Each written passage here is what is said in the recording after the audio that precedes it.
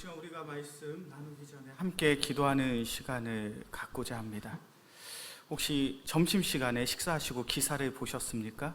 전남 무안에서 공항에서 비행기가 착륙하다가 사고가 일어났습니다.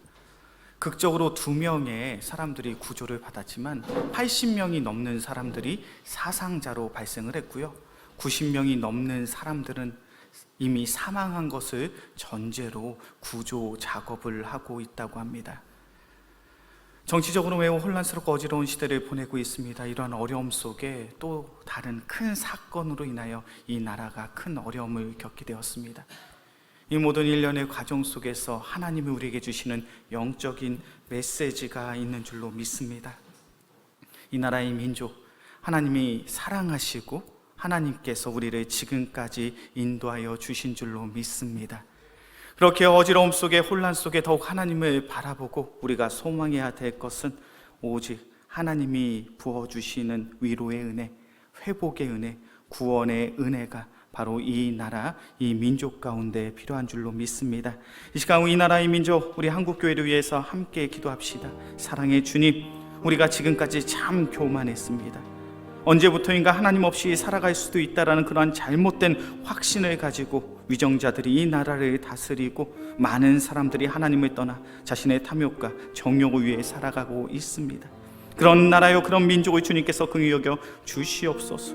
일련의 이 모든 사건들을 바라보며 오직 주의 은혜를 사모할 수 있는 이 나라의 민족 한국교회가 되게 하여 주시옵소서. 특별히 전남 무안에서 발생한 이 비극적인 사고 속에 오직 성령의 위로가, 성령의 회복케 하심이, 성령의 구원이 함께 있길 간절히 소원합니다. 그렇기에 그 사고의 현장 속에 속히 구조의 은혜를 허락하여 주시고, 그리고 많은 이들이 이 사건을 통하여 다시금 하나님께 돌아올 수 있는 하나님의 위로요, 하나님의 치유요, 하나님의 회복의 역사를 경험할 수 있는 이 나라의 민족, 귀한 사고의 현장이 되게 하여 주시옵소서. 이 시간 주여 한번 부르짖고 간절히 기도하겠습니다. 주여, 사랑이 많으신 주님, 이 나라의 민족 국가적 위기 속에 놓여져 있습니다. 주님, 오직 은혜를 부어 주시옵소서. 특별히 큰 사고가 발생했습니다. 80여 명이 넘는 사상자가 발생하였고 90여 명이 넘는 사람들도 이미 사망한 것으로 추정하고 구조 작업을 이루고 있습니다. 이 비극적인 사건 속에 오직 주님의 도우심이, 주님의 은혜가, 주님의 위로하심이 나타날 수 있는 이 나라의 민족이 되게 하여 주시옵소서.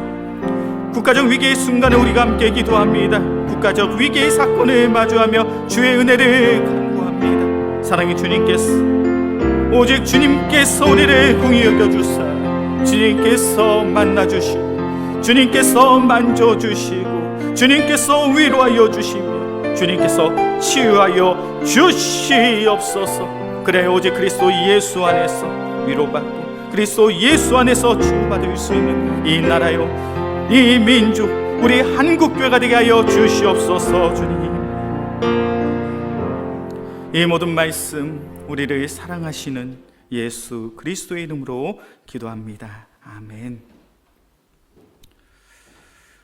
참으로 우리가 살아가는 이 시대가 혼란스럽습니다. 그리고 오늘은 또 큰 사고가 발생을 했죠. 자그만치 180여 명이 되는 사람들이 큰 사고의 현장 속에 혹 사망한 사람들이 있고 혹 구조의 작업 속에 어려움 속에 놓여져 있는 이들이 적지가 않습니다. 이 어려움 속에, 이 위기의 순간 속에 우리가 구할 것은 오직 하나님의 은혜인 줄로 믿습니다. 우리 귀한 성도님들 더욱 나라를 위해서 기도해 주시고 이 나라의 위정자들을 위해서 기도해 주시며 귀한 사고의 현장 속에서 어려움을 겪고 있는 이들을 위하여 함께 기도함으로 오직 주의 은혜로 이 문제를, 이 어려움들을 잘 이겨낼 수 있는 이 나라요, 이 민족, 우리 한국교회가 되어지게 주의 이름으로 간절히 축원합니다. 어려움 속에 우리의 삶 속에 가장 중요한 신앙의 가르침이 있다면 그것은 바로 하나님의 말씀을 잘 아는 것입니다. 하나님의 말씀이 우리의 삶의 등불이 되어지고 하나님의 말씀이 우리의 삶을 인도할 때 우리는 하나님의 말씀을 통하여 더욱 굳건히 바르게 세워질 줄로 믿습니다.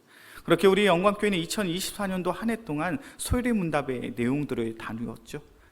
소일의문답의 내용들이 어떠한 내용들을 다루고 있습니까? 소일의문답은 우리가 신앙생활을 하면서 믿음이 있는 성도들이 마땅히 알아야 될 가장 신앙의 기초가 되는 기본이 되는 내용들을 우리에게 말씀하고 있습니다. 특별히 우리는 소일의문답의 내용들 가운데 십계명의 내용을 계속해서 살펴보고 있었죠. 십계명의 첫 번째 계명이 무엇입니까? 우리 자막으로 좀 띄워주시겠어요? 제1계명이 무엇입니까? 자, 1계명은 너는 나 외에 다른 신들을 내게 두지 말라. 제2계명은 무엇입니까?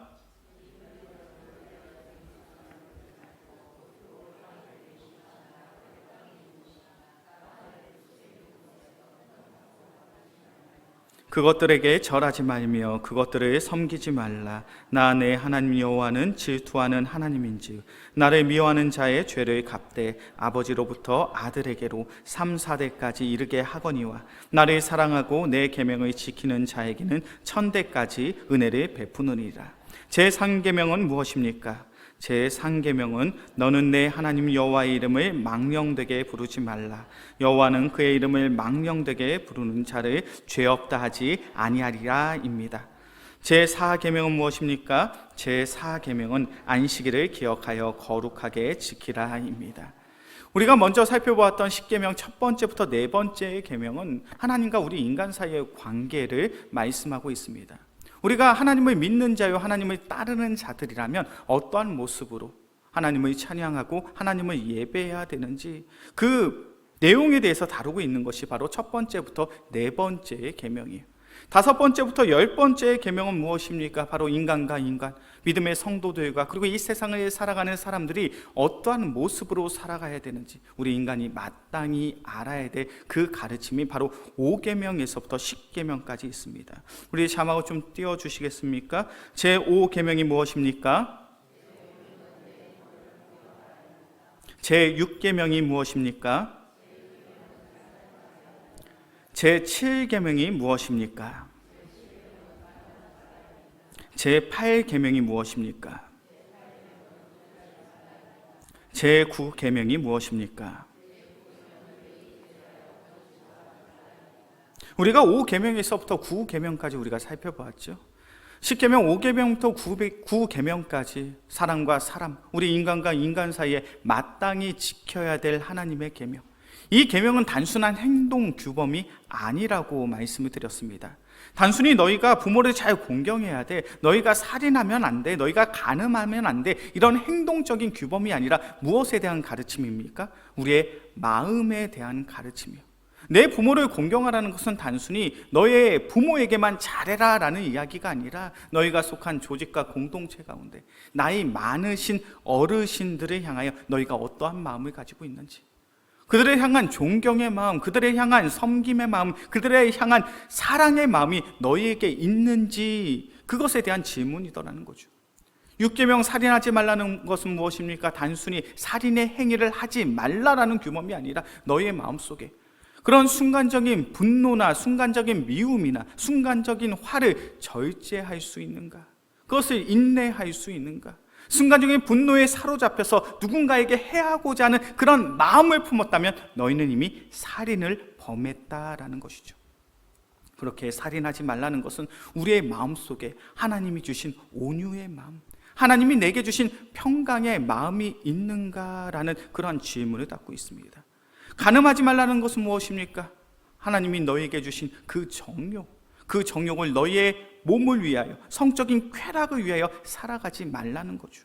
도둑질하지 말라는 것은 무엇입니까? 너는 너희의 정욕을 가지고 너희의 탐욕을 가지고 남의 것을 탐해서는 안 되는 그러한 삶에 대해서, 내 이웃에 대해서 거짓 증거하지 말라는 것은 너의 마음속에 미움과 시기, 질투의 마음을 가지고 다른 누군가에게 해를 가하고자 하는 그런 마음으로 누군가에게 거짓말을 하고 있다면 그 마음과 그 행동이 하나님 앞에서의 범죄함이라는 것. 십계명의 가르침은 단순히 행동 규범이 아니라 우리가 마땅히 가져야 할 하나님이 우리에게 주신 마음에 대해서 질문하고 있어요. 오늘 10번째 계명도 그러합니다. 제 10계명이 무엇입니까?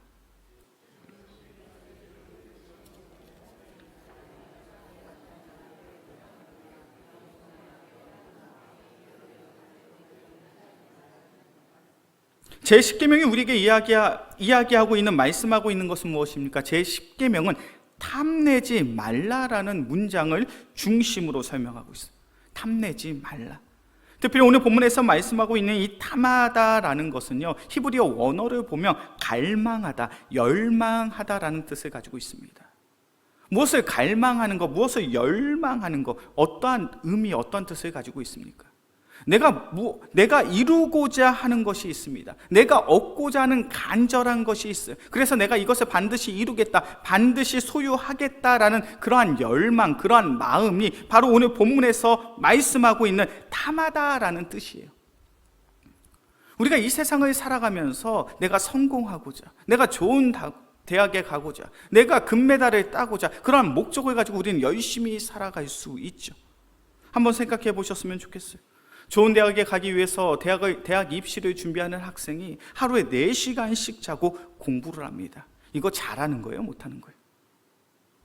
내 자녀가 좋은 대학 가려고 하루에 4시간씩 공부하고 공부해요? 4시간씩 자고 공부해요? 잘하는 거예요? 못하는 거예요? 잘하는 거죠. 운동선수가 금메달을 따기 위해서 최선을 다합니다. 죽어라 운동을 해요. 잘하는 거예요? 못하는 거예요? 네, 잘하는 거예요. 우리 귀한 성도님들, 내가 은혜를 받아야 돼. 하나님의 도우심이 나의 삶 속에 있었으면 좋겠어. 그래서 일주일 기도원에 가서 금식하면서 기도합니다. 이거 잘하는 거예요? 못하는 거예요? 잘하는 거예요. 이것이 바로 오늘 본문에서 말씀하고 있는 탐하다라는 단어의 원뜻이에요. 갈망하다, 열망하다. 내가 좋은 대학에 가기 위해서 죽어라 공부하는 거, 내가 금메달을 따기 위해서 죽어라 운동하는 거, 내가 은혜 받기 위해서 일주일 동안 금식하면서 기도원에 가서 기도하고 내가 예배 드리는 거, 이런 간절한 소망, 갈망과 열망의 마음을 품고 살아가는 것, 이것은 하나님이 우리에게 주신 좋은 마음이에요. 그런데 중요한 것은 오늘 본문의 말씀을 보면 이 탐하는 마음, 이 간절한 열망과 소망의 마음이 넘어서는 안 되는 영역이 있더라는 거예요. 그것이 무엇입니까? 내 이웃의 집을 탐내지 말라. 내 이웃의 아내도, 그의 남종이나 그의 여종도, 그의 소나 그의 나귀도, 물론 내 이웃의 소유를 탐내지 말라. 우리가 이 땅 가운데 살아가면서 열망의 마음, 갈망의 마음을 품고 살아가는 것은 좋은 거예요. 근데 이 열망이, 이 갈망이 넘어서서는 안 되는 영역이 있더라는 거예요. 그래서 하나님이 내게 주신 그 간절함에 대한 소망과 마음이 하나님께서 멈추라고 할 때 멈출 수 있는 것, 바로 이것이 성숙한 믿음인 줄로 믿습니다. 우리는 이 세상을 살아가면서 어떤 간절함의 바램과 소망, 열정 없이는 살아갈 수가 없어요. 그런 마음이 없으면 공부할 수 없습니다. 그런 마음이 없으면 운동할 수 없어요. 그런 마음이 없으면 신앙생활을 할 수가 없어요. 우리 모두는 신앙생활 하면서 그런 바램들이 있잖아요. 야, 내가 이렇게 기도하고 이렇게 봉사하고 이렇게 헌신함으로 주의 은혜를 받을 거야. 내가 아무리 피곤해도, 아무리 지쳐도 예배의 자리를 지키고 내가 이렇게 열심히 기도하고 봉사하면 하나님이 내게 복을 주시겠지. 그런 기대와 소망을 가지고 열심히 신앙생활하면 분명 중요한 영역이에요.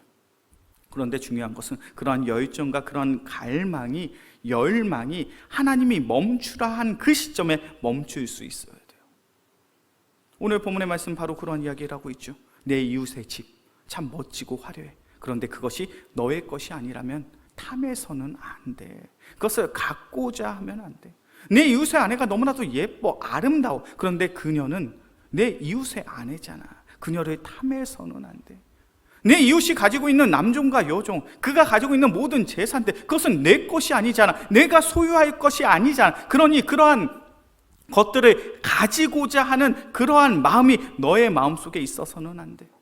오늘 10번째 계명이 우리에게 말씀하고 있는 것이 무엇입니까? 우리의 삶 속엔 절제되지 않는 강력한 소유의 마음이 있을 수 있는데, 그 절제되지 않는 그 강력한 소유의 마음을 무엇할 수 있어야 돼요? 절제할 수 있어야 돼요. 하나님의 뜻이 아니라면 하나님이 멈추라고 말씀하시면 그것을 멈출 수 있어야 돼. 하나님께서 멈추라고 했을 때 그것을 멈추지 않고 그것을 탐하고 그것을 취하게 되면 그것이 하나님 앞에서의 죄가 되는 거예요. 사무엘하 11장의 말씀을 보면 다윗의 인생이 그러했습니다. 우리 말씀을 한번 찾아볼까요? 사무엘하 11장 2절부터 4절까지의 말씀입니다.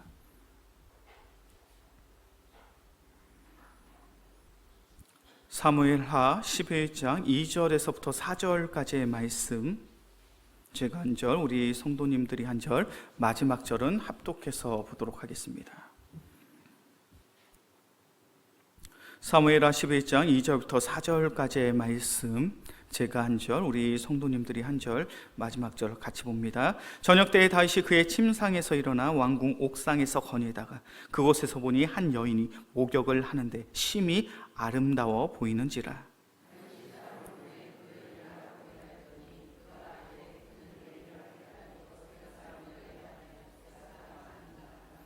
함께 봉독합니다. 다윗이 전령을 보내 그 여자를 자기에게로 데려오게 하여 그 여자와 동침하고 그가 그 여자의 부정함을 깨끗하게 하였으므로 그가 자기 집으로 돌아가니라. 아멘.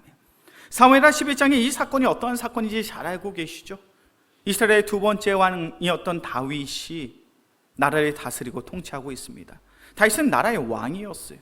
어느 날 다윗이 산책을 하고 있는 중에 한 모습을 목격하게 됩니다. 그 모습이 무엇입니까? 한 여인이 목욕을 하고 있는 거예요. 그런데 이 여인이 목욕하는 모습이 너무나도 아름다운 거예요. 당신의 일부 다처의 시대입니다. 그렇게 다윗이 그 모습이 너무나도 아름다워서 그녀를 자신의 아내로도 취할 수 있는 그런 시대였어요. 다윗의 마음속엔 그런 마음이 있었던 것 같아요. 그녀의 모습이 너무나도 아름다우니 내 아내로 취하고 싶다. 그래서 다윗이 자신의 시종을 시켜서 그녀가 어떠한 여성인지를 알아보게 합니다. 그리고 그 결과가 무엇입니까? 그녀는 처녀가 아니라 아직 결혼하지 않았던 여성이 아니라 자신의 신하 우리아의 아내더라는 거예요. 다윗은 알게 되었습니다. 이 아름다운 여성이 남편이 있는 여성이구나. 이 아름다운 여성은 남편이 있구나. 나의 신하의, 나의 부하의 아내였구나. 그렇다면 다윗은 그 다음에 어떠한 선택을 해야 됩니까? 그녀는 남편이 있으니 그녀를 취해서는 안 되는 거죠. 그런데 사무엘하 11장 4절의 말씀 보니까 어떻게 이야기합니까? 다윗이 전령을 보내 그 여자를 자기에게로 데려오게 하여. 다윗이 범한 실수가 무엇입니까? 그의 마음속에 있는 갈망, 열망이 절제가 되지 않는 거예요. 하나님께서 분명 멈추라는 사인을 주셨습니다. 그녀에겐 남편이 있어. 그녀에겐 가정이 있어. 그러니 절대로 너는 그녀를 취해서는 안 돼라는 깨달음이, 가르침이 그의 마음속에 있었죠. 그런데 그의 절제되지 않은 그 강력한 소욕이 하나님 앞에서 범죄하게 만들더라는 거예요. 이러한 삶의 모습은 우리의 삶 속에서도 얼마든지 일어날 수 있습니다. 이것이 하나님 앞에서의 범죄함, 하나님이 미워하시는, 하나님이 싫어하시는 죄라는 사실을 잘 알고 있어요. 내가 이러한 선택을 한다면, 내가 이렇게 말을 한다면, 내가 이렇게 행동을 한다면 이건 예수 믿는 자로서의 삶의 모습이 아니야. 그런 것을 우리가 알고 있죠. 그럼에도 불구하고 우리는 그런 잘못된 삶의 모습을 선택하게 돼요. 왜 그렇습니까? 내가 이렇게 조금 거짓말하며, 내가 이렇게 조금 남의 것을 취하며, 내가 이렇게 조금 적당히 세상의 방법으로 살아가면 내가 가지고 싶었던 이것을 가질 수 있는데요. 우리가 이 세상을 살아가면서 가장 조심하고 가장 주의해야 될 그 한 가지가 있다면 바로 남의 것을 향한 그러한 시기와 질투, 그러한 마음을 우리는 절제할 수 있어야 될 줄로 믿습니다. 우리가 살아가는 세상이 바로 그러한 것을 계속해서 이야기하죠. 세상의 사람들은 좋은 아파트에서 살고 좋은 자동차를 가지고 있고 좋은 명품의 옷과 가방들을 가지고 있고 좋은 곳에 가서 여행을 하면서 자신이 가진 것을 마음껏 뽐내며 자랑합니다. 그러한 모습들을 바라보며 우리는 어떠한 마음을 갖게 됩니까? 시기하는 마음, 질투하는 마음, 그러한 마음들이 우리의 마음속에 들게 되죠. 그래서 우리는 매진하게 되죠. 무엇을 위해 매진합니까? 그래, 내가 돈을 더 잘 벌어야지. 내가 돈을 잘 벌고 높은 지위에 올라가서 그래, 저들이 자랑하는 저 좋은 집, 좋은 자동차 나도 타면서 살아가야지. 그런 마음이 우리 모두의 마음속에 있을 수 있어요. 그리고 그 마음이 우리의 마음을 지배하게 되면 더 이상 신앙생활을 하는 것이 중요하지 않아요. 하나님의 말씀대로 살아가는 삶이 중요하지 않습니다. 하나님의 말씀처럼 정직하고 성실하게 살아가는 것이 중요한 것이 아니라 적당히 거짓도 말하고, 적당히 남의 것도 속여서 빼앗고, 적당히 다른 이에게 해를 가하면서 내가 부자만 될 수 있다면, 내가 성공만 할 수 있다면, 내가 높은 자리에 올라갈 수 있다면, 내가 많은 사람들에게 인정과 칭찬을 받을 수 있다면 그런 모습으로 살아가게 되더라는 거예요. 우리 영광교회의 귀한 성도님들, 그러한 이기와 그러한 욕심이 극에 달하게 되면 지금 우리나라처럼 이런 문제가 발생하는 거예요.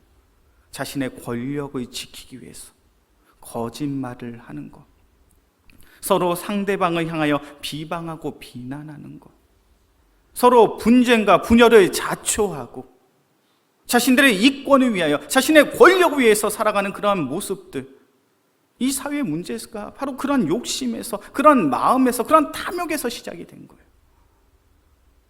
우리 영광교회 귀한 성도님들, 이 나라 이 민족이 다시금 회복되어지길 소원하십니까? 하나님 앞에서 정직하고 하나님 앞에 성실한 나라요 민족이 되어지길 소원하십니까? 그렇다면 우리 예수 믿는 자들이 정신 차려야 돼요. 우리 예수 믿는 자들이 주님의 말씀 앞에 더욱 바르게 세워져서 자신의 정욕을 위하여, 자신의 탐욕을 위하여, 자신의 성공만을 위해서 살아가는 것이 아니라 하나님의 말씀 앞에서 더욱 바른 성도의 삶을 살아내갈 수 있는 우리 모두가 되어지길 주의 이름으로 간절히 축원합니다. 그렇게 욕심이 가득한, 탐욕이 가득한 이 세상 속에 하나님께서는 예수 믿는 자들에게 귀한 마음을 허락해 주셨어요. 그 귀한 마음이 무엇인지 아십니까? 우리 디모데전서의 말씀 보겠습니다. 디모데전서 6장 6절에서부터 8절까지의 말씀이에요. 디모데전서 6장 6절에서부터 8절까지의 말씀, 제가 한 절, 우리 성도님들이 한 절, 마지막 절은 합독해서 보도록 하겠습니다. 디모데전서 6장 6절에서부터 8절까지의 말씀, 제가 먼저 봅니다. 그러나 자족하는 마음이 있으면 경건은 큰 이익이 되느니라.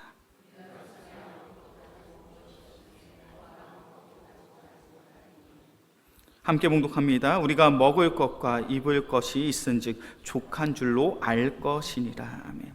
디모데전서 6장 6절부터 8절까지의 말씀을 보면 하나님께서는 복음을 잘 믿는 믿음의 성도들에게 귀한 마음을 주시오. 그 귀한 마음이 무엇입니까? 바로 자족하는 마음이에요. 자족하는 마음이 뭐죠? 하나님이 내게 주신 것에 만족하는 마음, 하나님이 내게 주신 것에 만족하고 하나님이 내게 주신 것에 감사하는 마음, 바로 이것이 자족하는 마음인 줄로 믿습니다. 우리가 열심히 신앙생활 하잖아요. 그러면 성령 하나님께서 우리의 마음속에 자족하는 마음을 주시오. 내가 가진 것을 귀하게 여기고, 내가 가진 것을 소중하게 여기며, 내가 가진 것으로 하나님을 찬양하며 하나님을 예배할 수 있는 귀한 성도의 삶을 우리의 삶 속에 허락해 주실 줄로 믿습니다. 이번 연말을 준비하면서 민경아 선교사님이 저에게 선교 편지를 보내주셨어요. 우리 말라에서 선교하는 우리 민경아 선교사님, 우리 선교사님이 보내주신 편지를 보니까요, 이런 내용이 있어요. 저희가 살고 있는 지역은 에어리어 3 지역인데 정규화물이 그동안 안정적으로 들어오게 많은 외국인들이 선호하고 있는 지역입니다. 그런데 사흘째 물 한 방울이 나오지 않아서 샤워는커녕 설거지도 하지 못하였습니다. 또 물이 해결되자 기다렸다는 듯이 전기가 이틀째 들어오지 않았습니다. 냉동식품이 녹지 않을까 발전기를 돌리려고 5리터의 기름을 구입하러 갔다가 주유소 직원들로부터 거절당하고 빈손으로 돌아왔습니다. 그때의 마음은 참으로 제 자신이 비참하게 느껴졌습니다. 갈수록 현지인들의 생활이 피폐해지고 있습니다. 생활이 힘들다 보니 현지인들조차 강도의 위협으로부터 안전하지가 않습니다. 그런데 정부는 내년도 대통령 선거에만 관심을 갖고 있는 실정입니다. 우리 민경아 선교사님이 느끼는 이 비참함의 마음이 느껴지십니까? 내가 열심히 그 나라에 가서 선교를 하는데 그 나라의 소망이 보이지 않는 거예요. 물가가 치솟습니다. 돈이 있어도 음식을 살 수가 없고, 돈이 있어도 기름을 살 수가 없어요. 기름을 사기 위해 줄 서 갔더니 다른 피부의 색을 가지고 있다고 그 기름을 팔지 않습니다. 얼마나 낙심이 되고 상심이 되는 이야기. 그냥 한국에 있었으면 먹고 사는 문제로 고민하지 않아도 될 텐데, 그냥 한국에 있었으면 기름을 사느냐 못 사느냐 이런 문제로 고심하지 않았을 텐데, 선교사님은 절박한 마음을 가지고 사역을 했지만 사역하는 그 사역의 환경은 여전히 척박하고 황폐합니다. 그 나라에 대한 소망과 그 나라에 대한 기대가 보이지가 않는 거예요. 그러면서 이 선교사님이 그 편지 가운데 어떤 내용을 적었는지 아십니까? 그렇지만 어느 때보다도 우리 센터 안에 풍성하게 열린 애플 망고가 마음을 여유롭게 하고 또 행복하게 합니다. 이 선교사님의 마음이 느껴지셔요. 이 나라는 정말 소망이 없는 것 같은데, 먹을 곡식이 없어서 사람들이 좌절하고, 기름이 없어서 사람들이 절망하고, 정치권에 있는 사람들은 여전히 자신의 권력을 지키기 위해 저렇게 살아가고 있는 이 소망 없는 나라, 이 소망 없는 민족. 그런데 이 센터 안에 있는 애플 망고를 보면서, 그래도 올해 하나님께서 우리에게 풍성한 열매를 맺게 하셨구나. 그 망고, 그 과일을 바라보며 하나님이 주신 평안을 누리고 있는 거예요. 자족의 마음이 무엇입니까? 내가 가진 것이 참 작은 것처럼 보여져요. 내가 가진 것이 참 별 볼 일 없는 것처럼 보여져요. 그런데 하나님이 우리에게 자족의 마음을 주시면 그 작은 것에 무엇이 있음을 발견합니까? 하나님이 함께 하심을 발견할 수 있는 거예요. 내가 가진 것은 작은 거지만, 내가 가진 것은 볼품없는 것이지만, 이 작은 것을 통해서 누가 일하십니까? 하나님이 일하시는구나. 이 민경화 선교사님은 그 센터 안에 있는 애플 망고를 바라보면서, 그래, 여전히 하나님이 우리를 사랑하고 계시지, 이 선교 센터를 기억하고 계시지, 이 센터 안에 맺어진 이 과실을 통하여 하나님은 여전히 역사하고 계시지, 하나님의 위로와 하나님의 치유와 하나님의 회복해 하심을 누리고 있더라는 거예요. 우리의 삶이 그러해야 될 줄로 믿습니다. 세상의 사람들은 내가 가진 것을 과장해서 뽐내고 있어요. 세상의 사람들은 내가 가진 것을 과장하고 포장해서 이것이 없으면 살아갈 수 없을 것처럼 이야기합니다. 그래서 우리가 이 세상을 살아가며 중요한 것이 무엇입니까? 좋은 집을 사는 것도 중요합니다. 좋은 아파트, 좋은 자동차, 좋은 옷을 입고 살아가는 것이 중요하다라고 이야기하죠. 그러나 이러한 세상 속에 정말로 중요한 그 한 가지가 있다면, 나와 함께 하시는 그 살아계신 하나님을 마주하는 것이 이 세상 속에 가장 중요한 것인 줄로 믿습니다. 이것이 자족의 마음이에요. 우리 영광교회 귀한 성도님들, 우리 모두의 마음속에 자족함의 마음이 있게 주의 이름으로 간절히 축원합니다. 내가 가진 것은 작지만 그 작은 것에 함께 하시는 하나님. 이제 말씀을 정리합니다. 우리 영광교회는 매월 마지막 주 오후 예배를 선교 헌신 예배로 드리고 있습니다. 이 자리를 지키시는 우리 성도님들, 우리의 마음속에 그런 마음이 있으실 수 있어요.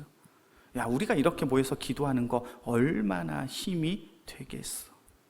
우리가 모여서 이렇게 함께 헌금하는 것이 얼마나 큰 도움이 되겠어. 그냥 이렇게 초라한 모습으로, 부족한 모습으로 선교하고 기도하고 헌금할 바에는 그냥 하지 않는 게 더 낫지 않은 거 아닌가. 세상의 관점으로 보면 그럴 수 있어요. 우리의 모임이 작은 것처럼 보여지고, 우리가 드려지는 그 헌금이 작은 것처럼 보여질 수 있어요.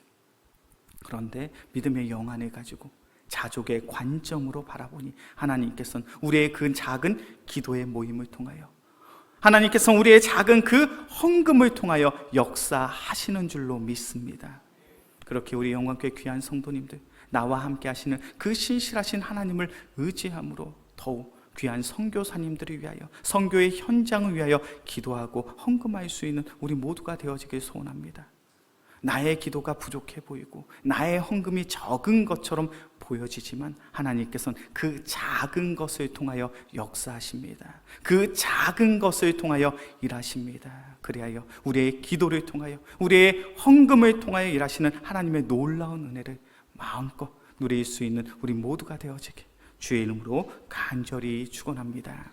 기도하겠습니다. 사랑해 주님 감사합니다. 우리 영광교회를 사랑하사 매월 마지막 제주 선교 헌신 예배로 우리가 함께 모여 기도하며 함께 예배를 드릴 수 있도록 인도해 주심에 감사를 드립니다. 우리의 작은 성김과 작은 예배를 통하여 하나님께서 역사하시는 줄로 믿습니다. 우리가 더욱 마음을 모아 더욱 기독케 하여 주시고 더욱 헌금케 하여 주시며 더욱 예배할 수 있는 귀한 믿음의 성도들이 되게 하여 주시옵소서. 그래야 우리의 섬김, 우리의 기도, 우리의 헌금을 통하여 하나님의 나라가 아름답게 이루어지게 하여 주시옵소서. 이 모든 말씀 우리를 사랑하시는 예수 그리스도의 이름으로 기도합니다. 아멘.